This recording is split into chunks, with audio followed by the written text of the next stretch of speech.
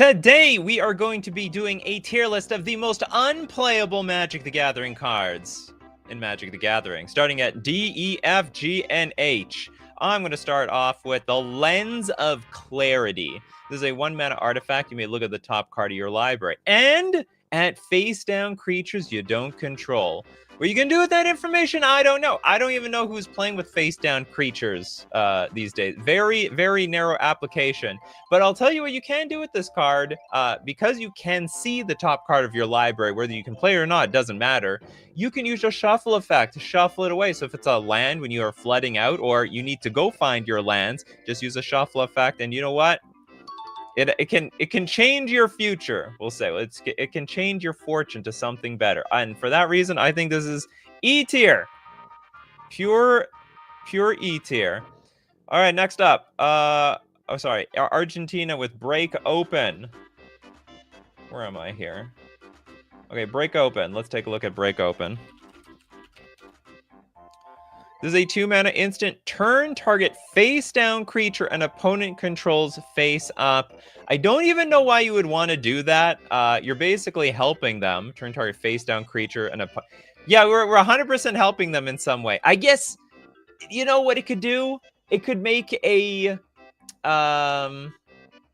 what's it called? That stupid sorcerer, that 1/1 wizard gets demoted from a 2/2 to a 1/1. And of course, I guess you remove the trigger if they're activating their like morph cost or whatever, but it's unbelievably narrow and too situational. It's not stone dead. Like, people do play with morph cards, but we're gonna put in the G tier over here. Believe it or not, there are some morph cards in the universe. Rated Lex. Snowfall. It just pays for itself. It does more than that. Okay, you get 1 blue devotion. So it's a 3-mana enchantment, commutative upkeep of a blue. Whenever an island is tapped for mana, its controller may add an additional blue. If that island is snow, its controller may add an additional blue instead. Spend this mana only to pay commutative upkeep costs. That is correct. It has only one purpose, and is to pay for itself. I would actually rank this as pretty useless. In fact, it's like really weird. You got to play this in addition to other commutative upkeep cards, and are they going to really pay for themselves? I think that's like an interest that you're not going to be able to dodge. This is H tier. It's pretty terrible. I don't even know. You're probably already paying an upkeep somewhere else. Dogtanian says, Break Open is such a weird card. I wonder if it was designed early in the process before they properly realized what Morph did. I think the point of the card, it was just a limited card to counteract some of the Morph abilities. I think there are some Morphs that when they activate, they get an ability. I can't remember. Maybe it was maybe this activates it anyway. So it's incredibly weird. Okay, Fox Clouds with Orcish Captain. Is it a niche show? No, it's a show about terrible cards. Garbage cards. Look, we got the Captain. It's a 1-mana 1/1. We already have enough to get in the red zone. 1 mana, flip a coin. If you win the flip, target orc creature gets +2/+0 until end of turn. If you lose the flip, it gets -0, -2 until end of turn. Oh my! You could accidentally kill by accident. There's a chance to win every battle. There's also a chance to lose every battle. It's still a body for 1 mana for the most part, so you can't go wrong with that. It's also a warrior. You have warrior synergy. If you want to buff up your warriors, it's got to be at least E tier. You know, it's basically a vanilla 1/1 with potential upside. All right, if you win the flip target, there is a world where you are so far behind that you can flip. You know what? Chances are there's a situation. Let's say you're at 1 life, your opponent's at 40. Take a chance with your Orcish Captain. I take it back. This actually it could potentially win you the game. You have to get so damn lucky, but if you do, you one-shot the opponent. This actually has a chance to one-shot somebody. Someone do the math. If you have to one-shot a commander player with this, you have to win 20 coin flips. What does it take? What are the odds, I should say? Next up, we have Little Deadfly. Birthday present to me, a parasitic bond. Oh, and Stitch in Time. Well, okay, I'll divide this up into. Let's look at parasitic bond. Being very parasitic here. We have a 4-mana enchant creature. During the upkeep of enchanted creature's controller, parasitic bond deals 2 damage to that player. So it's a pretty good chunk of damage. The downside is, what if the creature dies? Well, they have to do. I mean, it's not pleasant, you know, killing your own creature to counteract, you know, the parasitic bond. On the other hand, this is also 4 mana, so it's pretty clunky. Do you know what? I like it. I like it. I could see a black burn deck playing this card against some particular creatures. You know, it's like a one-sided sulfuric vortex, and it costs like one less. It costs 1 less mana. D tier. D tier a Rooney. Okay, Trisaru with Stitch in Time is most definitely. Oh, someone's suggesting. Okay, if you think it's playable, then we're not going to rank it. Farmstead. We need really bad cards today. Okay, triple white. Target lands controller gains 1 life. I can't even read the. Okay, it's here. I can't read the card. It's just all blurred in together. Okay, enchant land. Enchanted land has, at the beginning of your upkeep, you can pay double white. If you do, gain 1 life. So I've paid 5 mana for 1 life. Thank you. Thank you very much, Farmstead.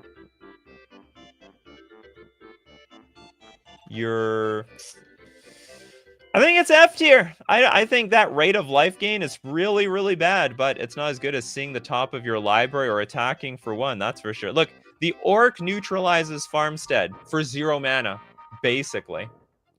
Okay, next up, let's take a look at Elixirs. Paliano, the High City. That's the draft card, right? I'm pretty sure that Pretty sure that's the draft card. Legendary lands. You can't even play that many of them.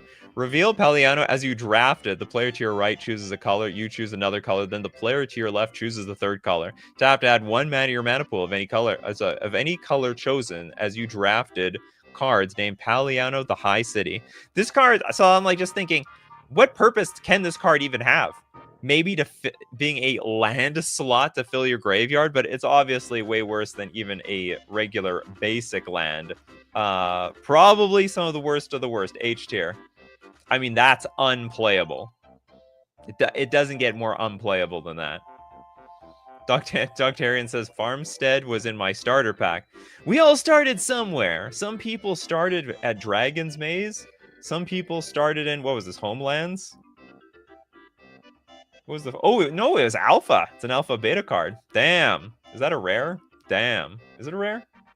It is a rare. I'm sorry. Could have been Black Lotus. Instead, it wasn't. Next card, we got Trisaru with Piracy. Really hasn't aged well. Okay, blue. Sorcery. This turn, you may tap lands you don't control to help pay for your spells. Ooh, yes, that's it's not great, but it does do something. So what it is basically a 2-mana short. So for 2 mana, you can basically get anybody, until end of turn, you may tap lands you don't control. Yeah, so for 2 mana, you can get everyone at the table to actually tap out. And then on your second main phase, you can actually play spells without anyone, or like even go to combat. You can go to combat and be free of anyone interacting with you, unless they have a free spell in their hand, which is actually totally fine. So in some ways it has aged well, because there's so many instants in this game. D tier. It's a tricksy way of getting the entire board to tap out. Steve Cooper with Advantageous Proclamation. And a donut for chat.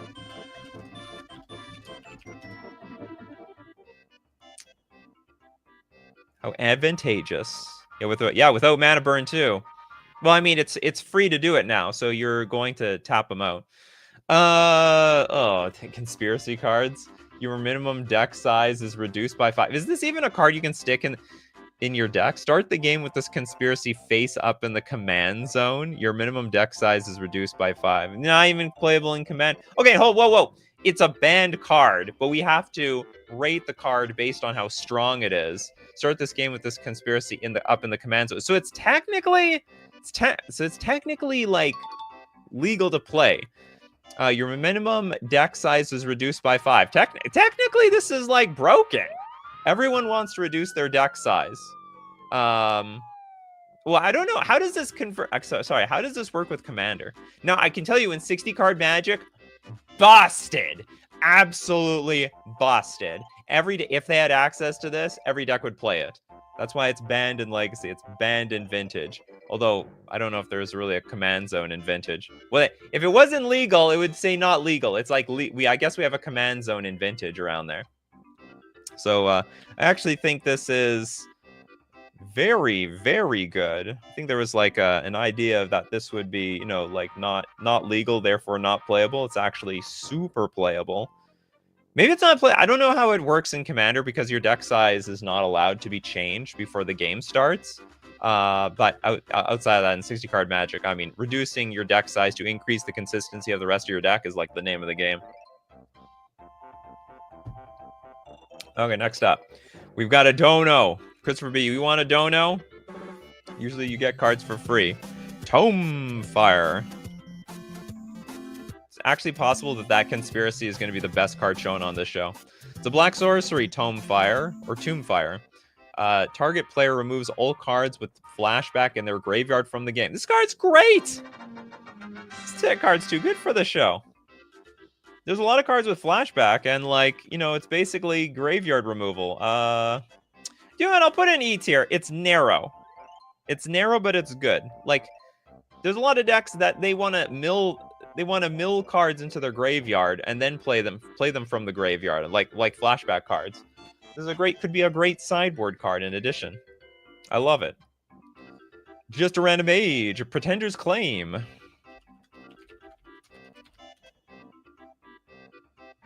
Merfolk of the Depths, is that shoddy Merfolk card, right? Yeah. I'm not really familiar with that card actually. Okay, Pretender's Claims is a 2-mana enchant creature. Whenever enchanted creature becomes blocked, tap all lands defending player controls. So whenever so we're enchanting our creature and we attack, they tap all their lands. This is awful. This is a new range of awful. They're just gonna untap on their turn. And they mostly need their mana. For like the combat stat. Maybe at end of turn, but whatever. They'll play their spells a little bit ahead of time. Borderline useless. This is actually borderline useless. I don't know how many decks this would affect. It's possible that it's H tier. Who would care about this? Whenever an enchanted creature becomes blocked, tap all lands defending player controls. I have no idea. Next super chat. We got one from Dangerous One, the Aladdin's Ring. This card's too strong. That's like a beefy win condition. Oh, did I spell Aladdin wrong? I did.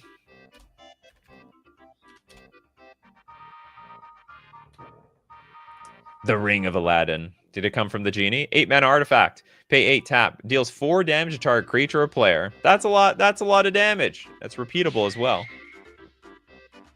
And I don't want to say it's too good for the show, but I mean it does more. It does more than a lot of other stuff on the show. D tier. Very, very D tier. Next, let's take we got who has no card yet? I know this is early. Turiat with Ristic Cave. Is that the land that like people can like not let you tap for mana? Land, tap, add 1 mana of any color to your mana pool unless any player pays 1. But I'll tell you what, you still can tap this for mana, especially on turn 1. This is really dubious. There's no telling that you're going to be able to tap this land. And also, when you tap it, you're going to be like, do you want to pay for the 1? Do you want to pay the 1? Do you want to pay the 1? Almost nobody pays the 1 for Ristic Study, especially very early on in the game. So I actually think this is going to be pretty playable. I think on the very earlier turns of the game, yeah, I think it's going to be pretty good.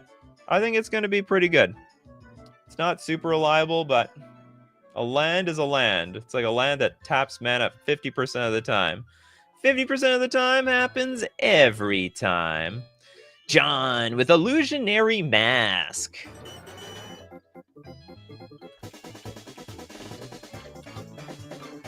What a weird show we have today. I hate reading this card. Hence why I never remember what it does. X, you may choose a creature card in your hand whose mana cost could be paid by some amount of or of the mana you spent on. And then also X, if you do, you may cast that card face down as a 2/2. Also, like we're making it a morph without paying its mana cost. If the creature that spell becomes as it resolves has not been turned face up and would assign or deal damage, be dealt damage or become tapped. Instead, it's turned face up and assigns or deals damage, is dealt damage or become tapped. Activate only as a sorcery. I have no idea what the hell I just read. I'm never going to know what this card does. Never. I mean, the picture describes it all. I mean, this is just, the face on this card is just everyone's expression after reading it. Is it like clear if I read the original? Is it one of those cards? Okay, for X, you may summon a creature face down so opponent doesn't know what it is. The X cost can be any amount of mana, even 0. It serves to hide the true casting cost of the creature, which you still have to spend. Ah, holy crap. It is better. As soon as a face down creature receives damage, deals damage, or is tapped, you must turn it face up. So I'm casting the card through Illusionary Mask. They just don't know what's happening. So it's basically we are taxing our creature. It's crazy. The original text is just so much clearer. It does what it says it does. Yeah, it's super art. It's turning our creatures into morph, more or less. Now, how important is that? I would say that's pretty cool. That is not useless. So for 2 mana, you basically disguise what all your stuff is. I mean, I don't want to tax my cards for 2 mana, but if you want to spend 2 mana on this thing, well, go for it. That would make combat so much more awkward. Hold on. Is it only becomes tapped as soon as face down creature receives damage, deals damage, or is tapped? Oh no! So it's only most hidden if it's a vigilance creature. Okay, we'll go to F tier. It's okay. I think it's neat. I think it's really neat, especially if it's like a combo card. You'll never see it coming unless you know my combo already. Okay, next. Was that a super chat? No, that wasn't a super chat. Next, we're gonna go to Lord Trevor. My card today is Wirefly Hive. Enjoy playing it, or not.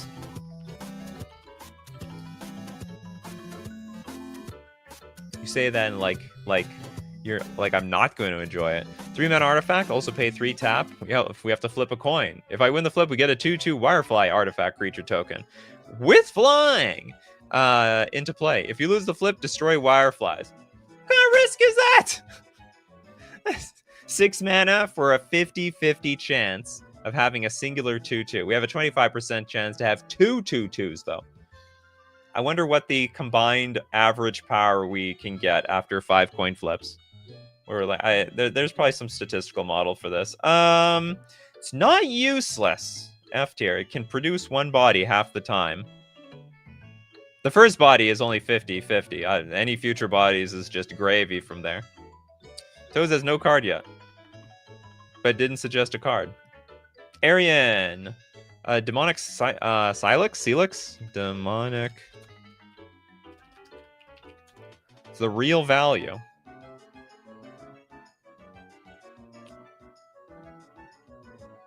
How's everyone excited? Is everyone excited for unplayable Magic the Gathering cards? You've all played against. I know there's some classic players out there. Demonic Silex. Demonic. I wrote it. Is it Demonic CY something else?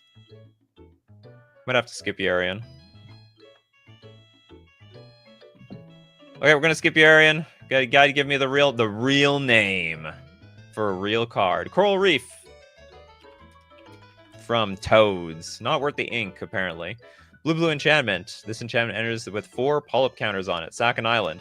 Put 2 polyp counters on this enchantment. and then pay a blue, tap an untapped blue creature you control, remove a pulp counter from this enchantment to put a +0/+1 counter on target creature. Hey, that's a combat trick. So eventually, it's basically float a blue, sack the island, tap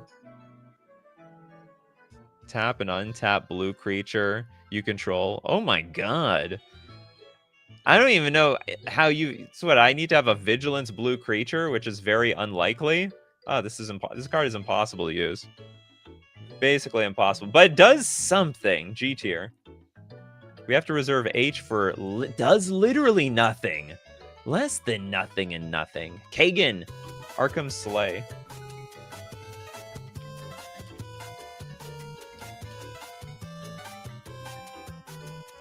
One mana artifact, pay 2, tap. Attacking this turn does not cause target creature to tap. That's great, we gave it vigilance. You cannot use this ability if defending player controls no snow-covered lands. You know, snow-covered lands are somewhat popular. You can also enable this by giving somebody a snow-covered land. It seems very hard to use for vigilance, though. For 3 mana, you might as well just give them an equipment that would give them vigilance. G tier. There are quite a few decks that play snow-covered lands. I can't remember the reason why. It's a meta reason. Super meta reason. Bryce. Bloodright Invoker.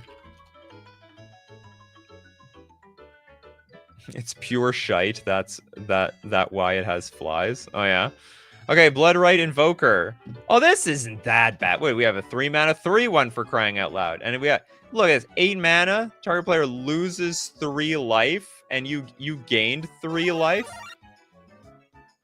So I would actually argue on this show this card is broken. It's like the best card. It's okay. It's better than Aladdin's Ring. Next we got a super chat from Elixir. The Great Wall, the greatest of walls.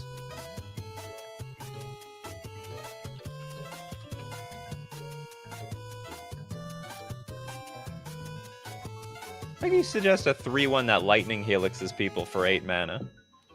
Was it called the Great Wall? Maybe it was called Great Wall.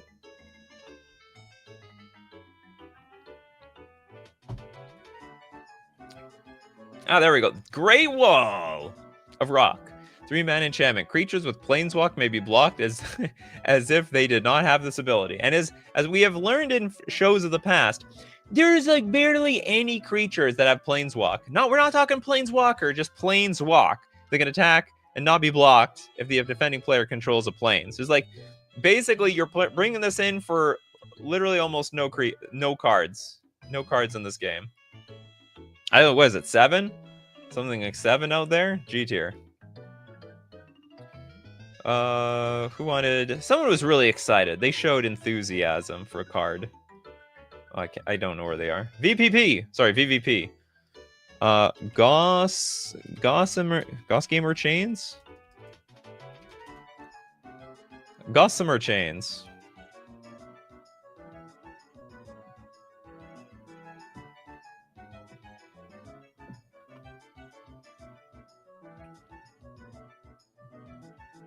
We have Apocalypse Chime here.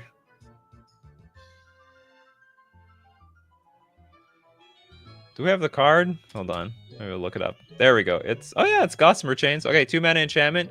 Return Gossamer Chains to owner's hand. Target unblocked creature deals no combat damage this turn. This is great! So this is like it's like a fog. So it's basically like a 2 mana, almost like it's the enchantment version of Maze of Ith. I think this is a good card. I like it.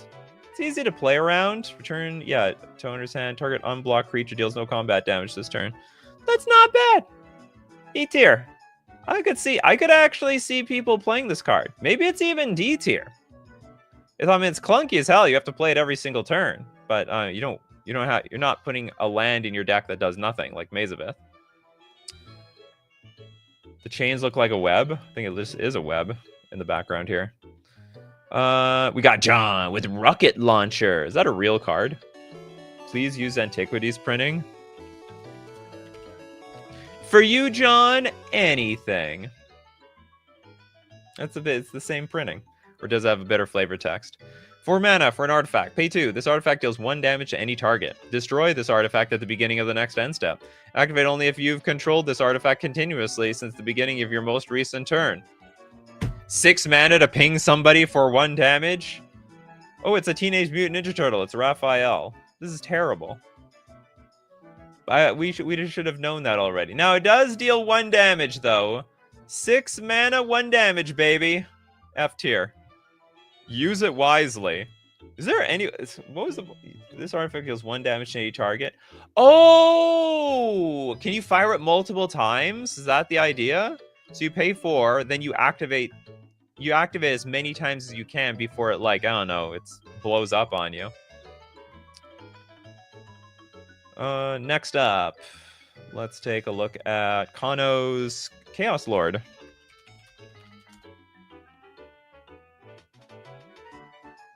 Spider webs are described as gossamer, as it's a fine silk. Ah.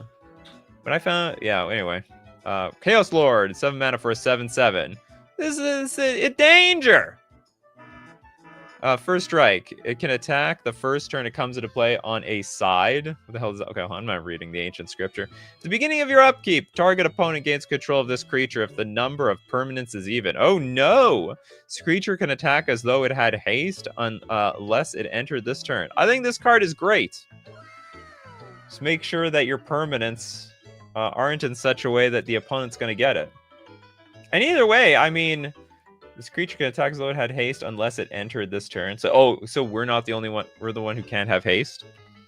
Still, 7/7 for 7. It's got good potential. D tier. Too many good cards on this show. Roll with 1 with nothing. I think a lot of people had one with nothing on their bingo card. 1 mana, instant, discard your hand. Now, well, in theory, this could do something. In practice, this has done nothing. Nobody has broke 1 with nothing yet. It technically is a discard outlet. There's a lot of decks that want a discard outlet. This is the worst of all the discard outlets.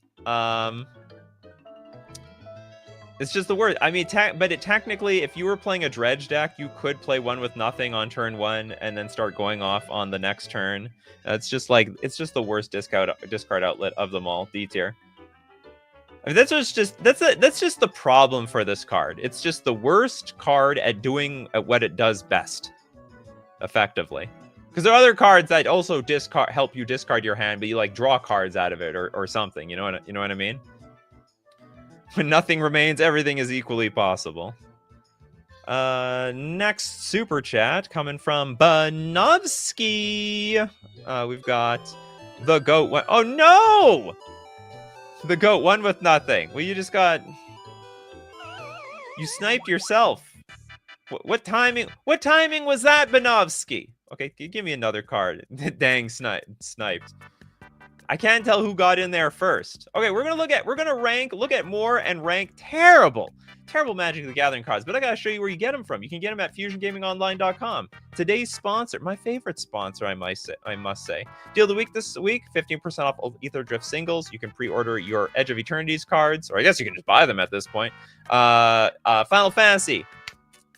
Get your singles. Do you know what I've been buying? I just set in an order for pre-modern, to be honest. They have a bunch of, I got all my pre-modern cards from this site, as I love to get all my cards. And as usual, I got those pre-modern cards with coupon code Nikachu to get 5% off all your purchases. We're also going to thank Mana Traders, the premier place to rent Magic cards online. Why would you want to rent Magic cards on Magic Online? Well, it's cheaper if you play a lot of decks. If you don't have to worry about the ban list because your cards aren't getting banned, someone else is. And that's why you want to rent with Mana Traders. And you can support the channel using my Mana Traders link in the description below, or stay safe.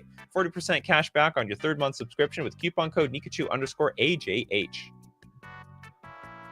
Back the sniped 1 with nothing. Next. Could you have a replacement, Banovsky? Oh, it's fly season. It's damn flies in my way. Get out of my chat, fly. Another person's trying to say 1 with nothing. Everyone wants to say 1 with nothing. It's too late for 1 with... We've done it. Welcome, pandas. Okay, Mappius. A-E-O-L-I pile. That's how I should announce all these cards from now on, so I don't confuse myself. It's a 2-mana artifact. Pay 1, tap, sacrifice a Aeolipile. Aeolipile deals 2 damage to target creature or player. This is great! This is amazing! 3 mana. 3 mana shock. This is the greatest of all. I don't want to say it's the greatest. It's like a pretty applicable card, though. It's like damage any deck can use. Not every deck has access to removal. I'm a blue player. I barely have removal. Oh my god, there's Sonic Blast. Oh no, I don't have Sonic Blast as legal. Think of pre-modern right now. Maybe it should be in my sideboard. It's not bad. Blue way to deal direct damage. Or white. No, actually, white can just attack or whatever. Was NCY short for no card yet? That is correct! I want everyone to be part of the show, so when you tell me no card yet, that lets me know that you haven't got a card. I want to give you priority. A lot of people, they want a second card. I get it. Bearing Glory, 6-mana enchantment. At the beginning of your upkeep, if you control no permanents other than Bearing Glory and have no cards in hand, you win the game. You know what? Even though this is a combo card, I think it's such a bad combo card that I'm not even gonna put in D tier. It's so it's, you know, if you try hard enough, you'll make it work. But I'll put in the E tier. I actually think it's worse. Can it go to F tier? Nah. Whatever. Cheese stands alone. Can work sometimes. Benovsky, do you have a replacement card for your Snipe Super Chat? Well, Benovsky's going to understand. Okay, we're going to donate Benovsky's card to for Nadin. Congratulations, you're the next contestant on Nikachu MTG Live. Apex of Power. You play Baron Glory in CEDH? You gotta be kidding me. Is it actually playable? 8 mana. Okay, Apex Power is 10 mana sorcery. Exile the top 7 cards of your library. Until end of turn, you may cast spells from among them. If the spell was cast from your hand, add 10 mana of any one color. Broken. It's a Bolos card. Bolos card. If you slowly creep up to that 10 mana, it's game over. Next. Oh no, ew, time for freebies. Nolan. With Cathedral of Sarah. Sarah has her own church. All your white legends gain bans with other legends. This sounds great. Well, it's okay, I guess. It's a land that doesn't tap for mana. Don't underestimate banding. Banding is good. And we have like, there's so many legendary creatures these days. You can easily just throw an entire deck together with just legendaries. Just a mono legendary deck. And then you got your Cathedral of Sarah, your white legends gain bans with other legends. Love it. I think it's a neat card. E tier. It's a land that doesn't tap for mana. That's the only downside with this thing. Elgot, one with death. Thought that was one with nothing for a second. It's like, are we getting one with nothing again? Oh, playtest card. Disqualified. We got real cards, people. Real cards. Cristoban with Despotic Scepter. Or you have to super chat for the fake cards. Sorry, you have to super chat for the fake cards. Despotic Scepter is a 1-mana artifact. Tap, destroy target permanent you own. It can't be regenerated. You tried to donate me some garbage and try to kill me with it? Absolutely not. Despotic Scepter is the answer to this problem. I was wondering, there's like a lot of cards that are like destroy card you control but don't own, you know? And I think that's the whole point of these cards. Anyway, it's narrow as hell. I'm not often donated anything. No one wants to give me stuff. So I'm going to put in the F tier. Its application is unbelievably niche. Although it's going to work when it happens. This is cheap and has uses. Yeah, I think against the right deck, it has uses. It's just super narrow. It's very, very... It's good, but super narrow. Ooh, the curses! It's true. Right, they're going to curse you. Okay, Little Dead Fly. With, Also, happy birthday, Little Dead Fly, by the way. Happy birthday. You want Stitch in Time.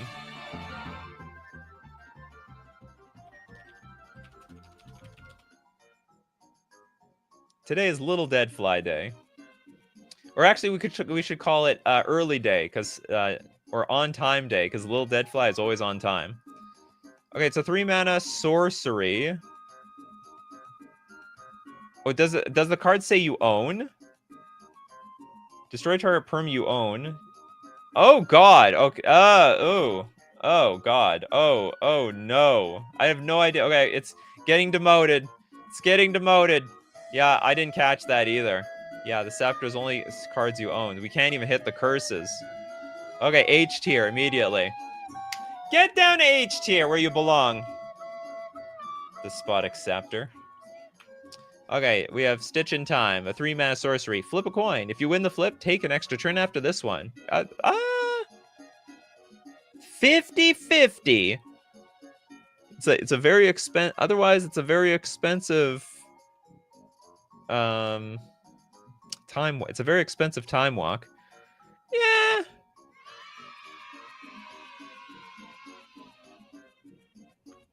I think it can be worth E tier.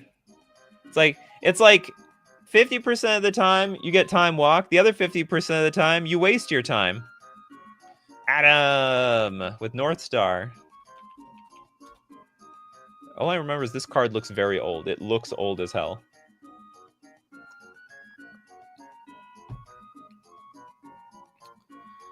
Very old looking. It has a star in the art.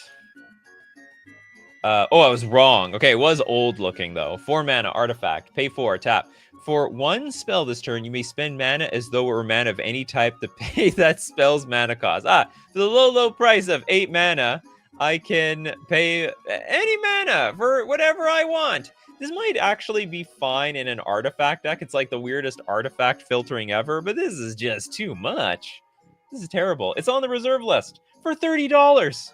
Who the hell is buying this thing? It must be because of the art. Oh, did I grab the art out of this thing? People want Kaya's art.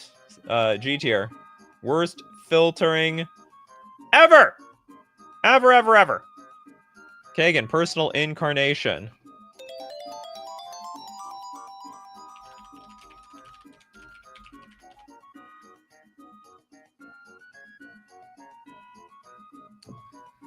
We got a 6 butt muffins. Welcome, medicine. We have 6 mana. Okay, 6 mana, 6/6 avatar. Oh, this thing! I got beaten down by this in beta.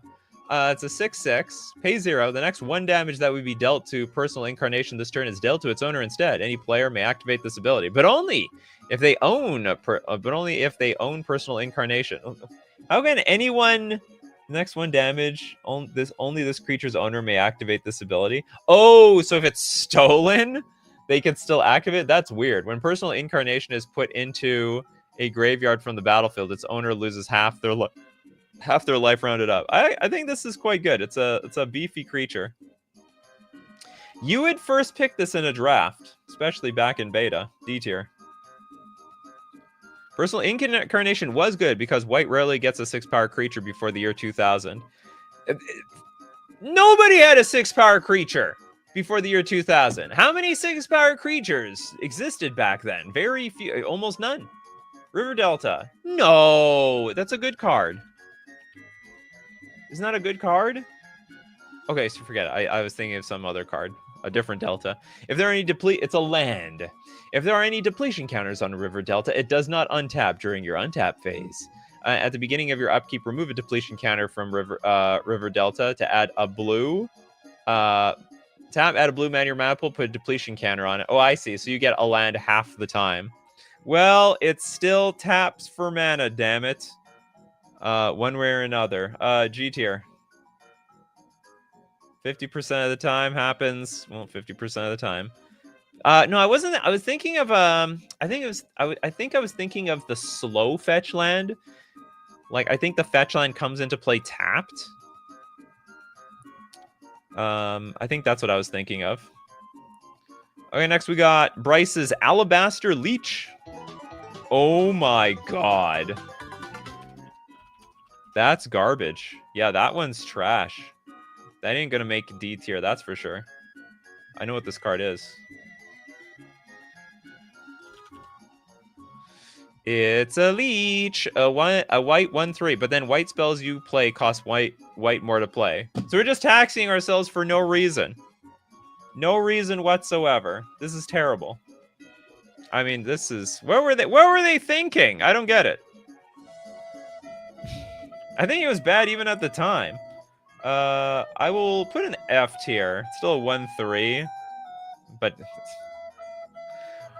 at what price do I have to pay to have this 1/3? Slow down the rest of my deck. I guess I could have like a mono white deck with mostly colorless cards, except this is my only 1-drop. That's the only way I could justify this.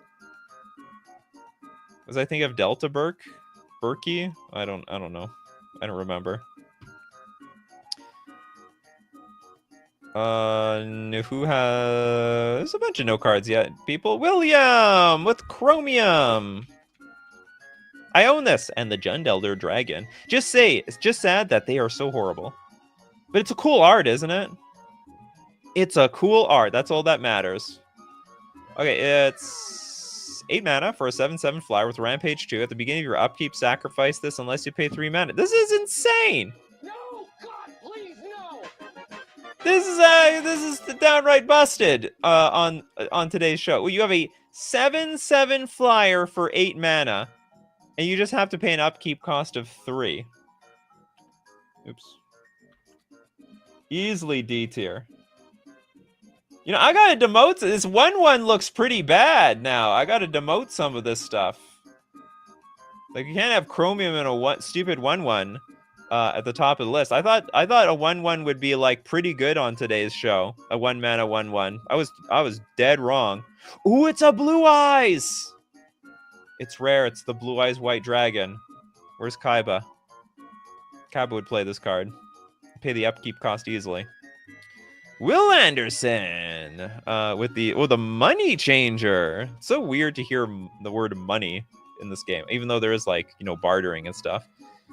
White human. This creature enters with 3 credit counters on it. When this creature enters, it deals 3 damage to you. At the beginning of your upkeep, put a credit counter on this creature. Sacrifice this creature. You gain 1 life for each credit counter on this creature. Activate only during your upkeep. Does it even do anything? So it immediately blasts us. So we're not even paying interest yet, and we're already getting hurt. At the beginning of your upkeep, put a credit counter. So if we save up our credit counters, we can maybe gain 1 life. I think it is not worth having this in your deck. It doesn't even attack for 1. This is an H tier card. This is not playable. This is only gonna be bad for you. You would literally have to be in a Pillow Fort group hug like meta game for this to have any effect. What's the currency in the Magic universe? I imagine gold coins. It's curious. What was the currency in, like, Neon Dynasty? Did they have, like, digital money? The crypto people will say they have crypto. I don't know what they paid with. Probably not gold coins, though. At least Melissa Benson did art for one of the 4 versions of this card. Yeah, it's weird what the currency is. The currency are treasures. Oh yeah, of course, there's treasure all over this game, and credit counters. The credit counters.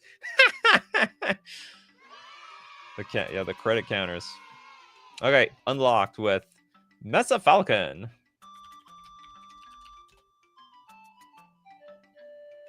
Two mana 1/1. It's a flyer. For 2 mana, it gets +0/+1 until end of turn. It's like a womp card. I wouldn't play it anywhere. But it's not utterly unplayable. E tier. And do we have more information about... I'm a cash person? I'm not. Some people like cash. Some people like their mattress, like a bank. Lord Trevor, thank you very much for your super chat. The Psychogenic Probe. Psychogenic Probe.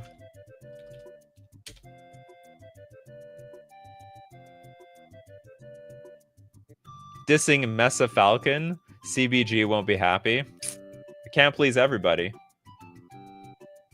Psychogenic Probe. Oh, I just misspelled it. 2-mana artifact. When a spell or ability causes a player to shuffle their library, such Psychogenic Probe deals 2 damage to that player. Causes the play. This is great. I mean, I think this is actually really, really good. There's a lot of shuffle effects in the game, and it's like unavoidable. Punish those CDH players for tutoring all the time. D tier. Super punishing. Just don't play tutors yourself. You gotta be more of a scrying person. All right? You're part of the scry army. The surveil crowd. And all those other things. Anton, Fungal Bloom.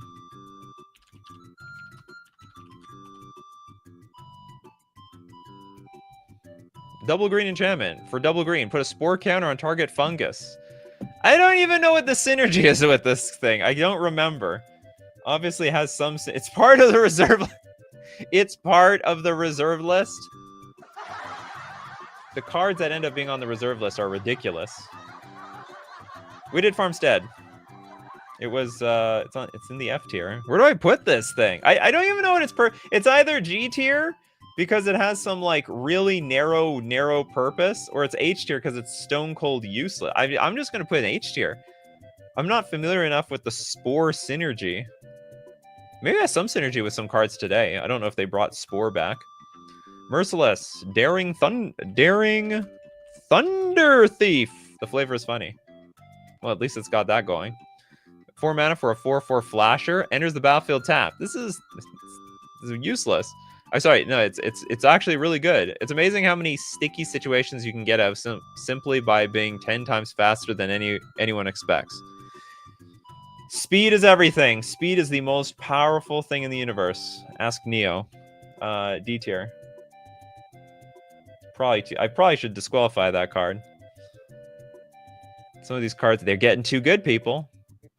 Goblin Kites from Indiana Jones.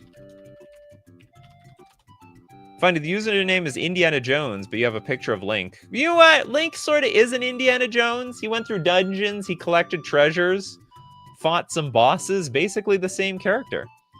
Goblin Kites is a 2-mana enchantment. For 1 red, target creature you control with toughness 2 or less gains flying until end of turn. Flip a coin at the beginning of the next end step. If you lose the flip, you have to sack the creature. 50% chance. What is that? At the end of turn? The end of turn. So we definitely get to deal damage with some creature. Target creature you control. You can deal a lot of damage. This is like a last moment. I think this is good in a goblin deck. There's like, you know, Goblin Pile Driver has 2 toughness, so you like send Goblin Pile Driver in the air, deal a ton of damage, and then that probably kills the opponent on the spot. There's a lot of Goblin cards this could be useful for. I'll put it in the E tier. Maybe not. Okay, I'll put it in the F tier. I think it's better than it looks. Dinglebag with Raging Poltergeist. 5 mana 6/1. Broken. Well, maybe not. I mean, it's actually held back by a measly 1/1. Maybe it's not that good. Maybe I'm overrating this card. Maybe it's just an E tier level card. Because it doesn't have trample. It doesn't have any special abilities. It's held off by like a random 1/1. Okay, I might be. I don't know. Maybe I'm underrating it. I don't think I'm overrating it though. PM with Soul Gorger Org. Huh? Soul Gorger. Unless played with Beamtown Bullies. 5 mana 6/6 trample. When Soul Gorger Org comes into play, you lose all but 1 life. That's a lonely number. When Soul Gorger Org leaves play, you gain life equal to the life you lost when it came into play. There might be some other cards. What is it like? There's a few cards that get activated with this card online. Anyway, you're living on the edge with the Soul Gorger Org. Where else would this card may be good? Maybe in a deck that takes a lot of damage. Maybe a Death Shadow deck of some sort. Possibly a Fling target. Where else where this card could be good? I think it's better than it looks. And it's also a late game card where maybe your life total is at 5, so you're not exactly losing all your life. I'll put in the F tier. It's high risk, but very medium reward. True North, with Apocalypse Chime. I have to admit, I don't know what I can do with this card. What's the best thing we can blow up? It blows up it's a 2-mana artifact, pay 2, tap, sacrifice it. to bury old cards from the Homelands expansion. What is like the best thing we can destroy with Homelands to expect? I think basically nothing. Maybe this metagame, it would be pretty good. But outside of that, I don't know. No, Alibaba, you can't. That's not from Homelands. Alibaba's from, I believe, the other set. Maybe Didgeridoo, yeah, maybe. I just don't know. It's so narrow, it's useless. And it's not like there's gonna be more Homelands expansion getting expanded. So I think it's sort of peaked at what it can do. I guess some random card from Homelands can become playable. No, I think this has got to be H tier. Autumn Willow, yeah, it's terrible. So yeah, I guess it's just gonna be H tier unless some random card from Homelands gets broken in half because of a new card printed in the future, which I doubt. This is so broken in Homelands drop. It is that. It's very old. Oh no, it's not good. Because it'll blow up your stuff too. You have to build a control deck or something. Hexenort with Master of Arms. Do they have a lot of arms? Are they like 100-handed one? 3 mana 2/2 first strike. Pay 2 mana tap. Target creature blocking Master of Arms. 3 mana 2/2 is still 3 mana 2/2. So as explained to me a long time ago, if you could tap a creature mid-combat, it didn't deal damage. But that doesn't happen anymore. We now just have a 3 mana 2/2 E tier. Oops! With Fishing Pole. Sounds like an item you pick up in a Zelda game. 1 mana Equipment. It's a recent card. Equipped creature has 1, tap Fishing Pole, put a bait counter on Fishing Pole. Whenever equipped creature becomes untapped, remove a bait counter from this equipment. If you do, create a 1/1 blue fish creature token you can equip for 2 mana.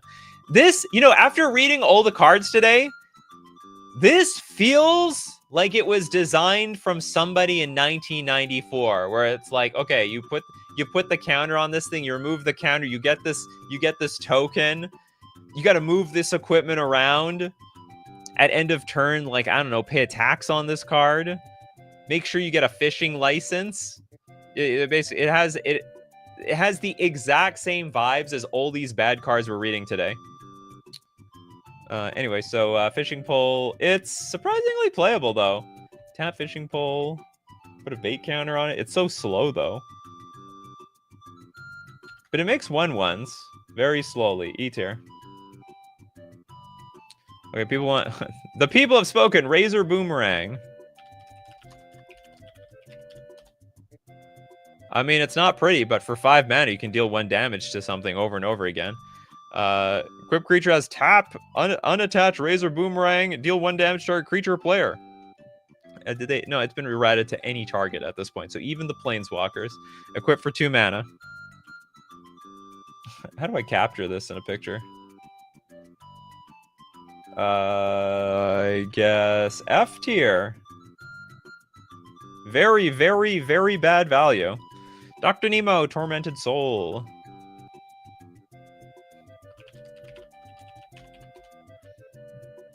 Nikachu loves the salve. I have no idea what that is.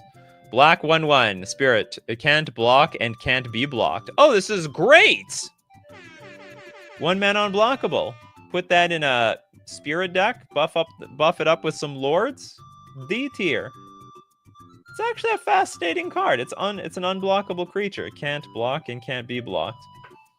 And it's not the greatest thing in the world, but someone who doesn't have to worry about the world. Banovsky, okay, Banovsky, you had a super chat that went dead for no reason. Here's your super chat. This is your redemption. Monk Fist.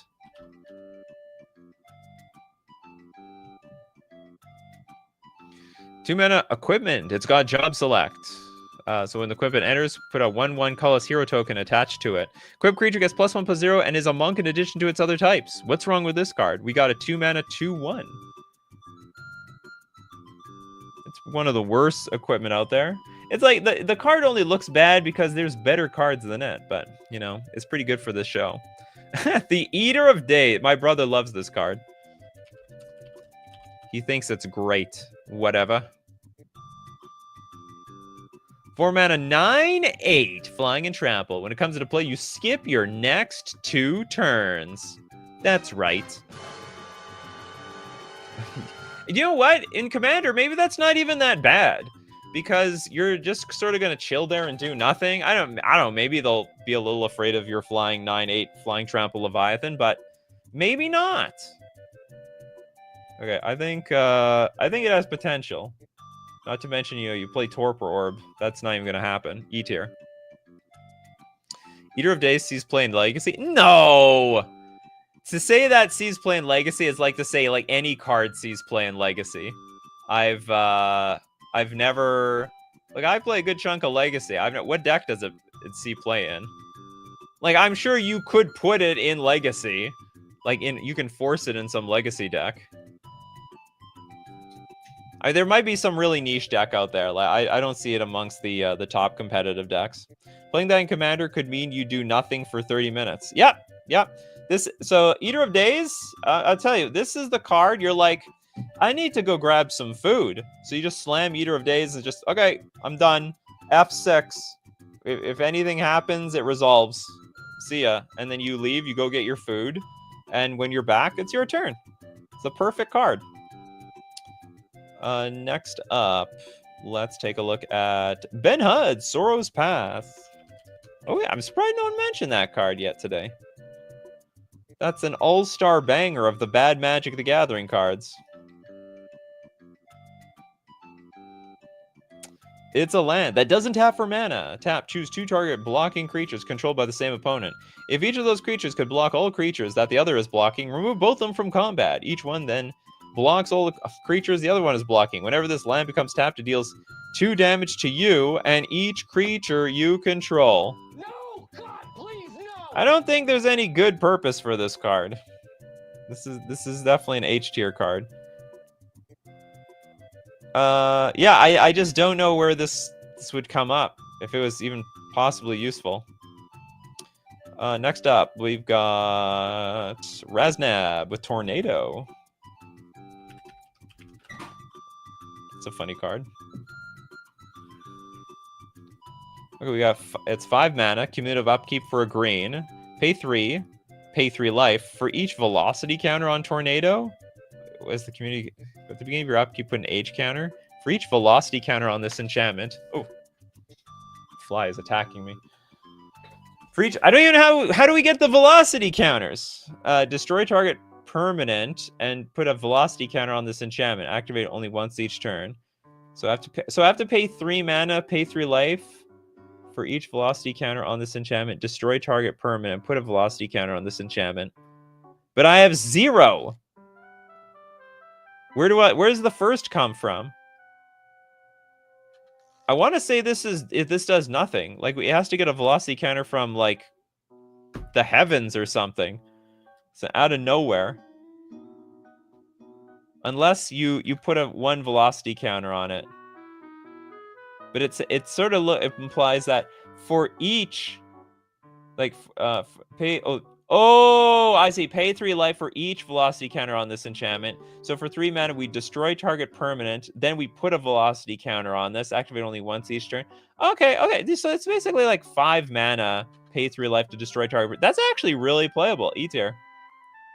It's actually really playable. Tornado is a very flavorful card. Sorry, no, it's very expensive. It's 5 mana. Oh, okay, I have to bring it down. It's like way too much mana to destroy target permanent. G tier. Well, let's not forget that you have to pay 5 mana at first. So it's like 5 mana, then you pay the 1, then you pay 3. So we've sunk 9 mana into this damn thing. Terrible. What do we mean by unplayable? I mean unplayable. Tornado is so unplayable I never even heard about the damn thing. When reading the card doesn't explain the card. Sometimes reading is hard. When you got cards that are hard to read and then you have me read them, anything is possible. Or impossible, I should say. We got Jeff in the house with Armistice.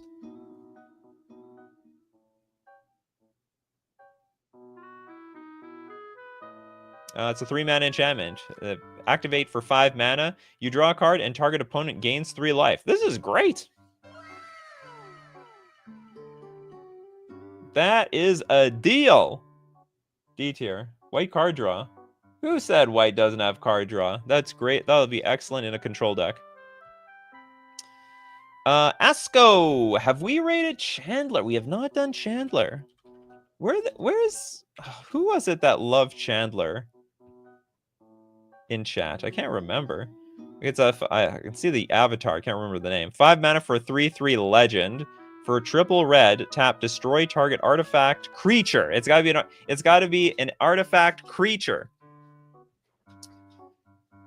No, it's not unplayable. Steven, not unplayable in that it's banned. It's gotta be unplayable because it's a crappy card. Okay, it's okay, Chandler. Can't remember, how many good artifact? There's quite a few artifact creatures out there. I actually would say that this is a pretty playable card. Not to mention, it's like a 3/3 body on top of this card. So it's worth getting in for the beatdown. I'd say this is a D tier level card.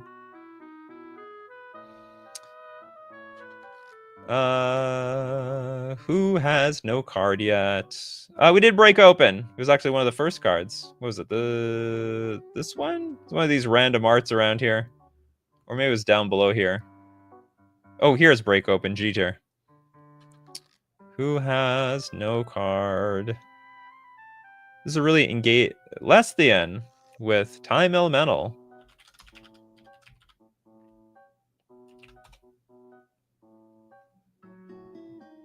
Nikachu not voting for flying today? No. Not necessarily. Is this like a stasis card? 3 mana for a 0/2. Why can't I just click the card? Okay, whatever, Scryfall. You have a heart attack over here. 3 mana for a 0/2 elemental. When it attacks or blocks at end of combat, sack it and it deals 5 damage to you. What are you even attacking for? For 4 mana, tap return target permanent that isn't enchanted to its owner's hand. It's not... you know what it reminds me of? It reminds me of what is it? Not Teferi.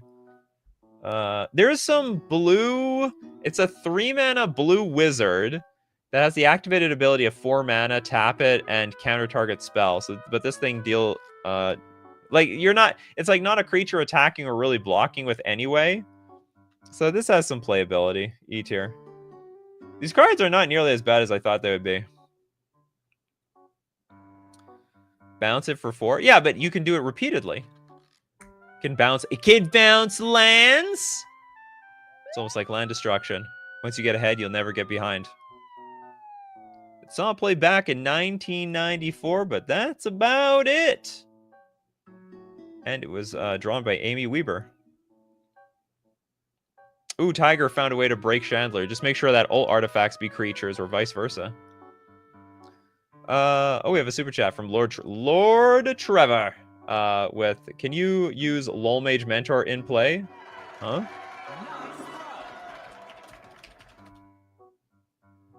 Can you use LOL Mage Mentor in play? Well, why not? Oh, this card, 3 mana 2/2. So whenever a spell or ability you control counters a spell, you can put a 1/1 blue merfolk creature token onto the battlefield. Tap 7 untap merfolk you control, counter target spell. I have to admit, I've never gotten to the tap 7 untap merfolk part of this thing, but it has generated a good chunk of tokens for basically for free. D tier. Uh-oh, I'm running out of space here. I'm running out of room. Gotta shrink myself. These cards are too good. Way too good. Voltland with Contested Warzone. You know what? Given like how good the cards are being posted now, probably it bumps a bunch of other stuff out of the A tier. This is whenever a creature deals combat damage to you, that creature gains control of Contested Warzone. No! No! God, Tapped out of please, mana. no! Also pay 1 tap. Attacking creatures get +1/+0 until end of turn. But where you would play this is against a control deck that has no creatures. They like don't intend, or like even against a combo deck, and it's basically a free lord for everything in play.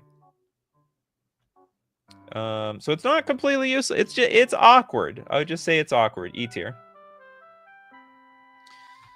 Did we get everybody? Oh yeah, Urtai. That was the name. Urtai. Is anyone we did not get? Oh, Maddie Matson says, this show's not over yet. Void Mage Prodigy. Oh, poor Kai. Yeah, I tried to make this card work. Like, I did. When it comes up. I actually play tested this a good chunk, because there's a lot of wizards in Merfolk that are... Sorry, there's a lot of wizard cards in Merfolk cards. So I was like, this is great. Sack those random creatures, counter spells. So it's a blue for a 2/1. You can morph it, and for blue sack a wizard counter target spell. So, but you know what? You don't. At no point do you ever really feel good about sacrificing anything. Other than that, it's mostly like a generic 2/1 creature. But I mean, 2/1 creature is still a 2/1 creature. E tier. Another super chat from Trisaru. We need to talk about Wood Elemental. Do we? Okay, the super chats are getting desperate. They know the show is getting close to over. Oh yeah, this is awful. 4 mana star. Enters the battlefield, sack any number of untapped forests. And its power and toughness are each equal to the number of forests sacrificed as it enters the battlefield.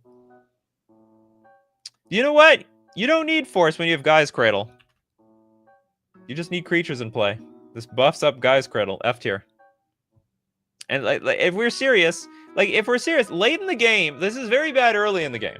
But let's say we're late in the game. We have like 10 forests in play. You just slam your Wood Elemental and crush them. Hopefully. It would be better if it had trample, though. Oops! Expose the culprit.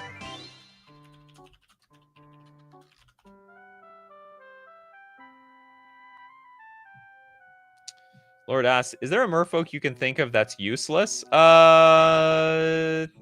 Like, basically the 1 mana 1/1s that don't have any ability are useless. There are a few out there. There's not a few. There's a lot of them out there. Like, there's ones that are like, I don't know, 4 mana for a 1/1 and with some really crappy ability.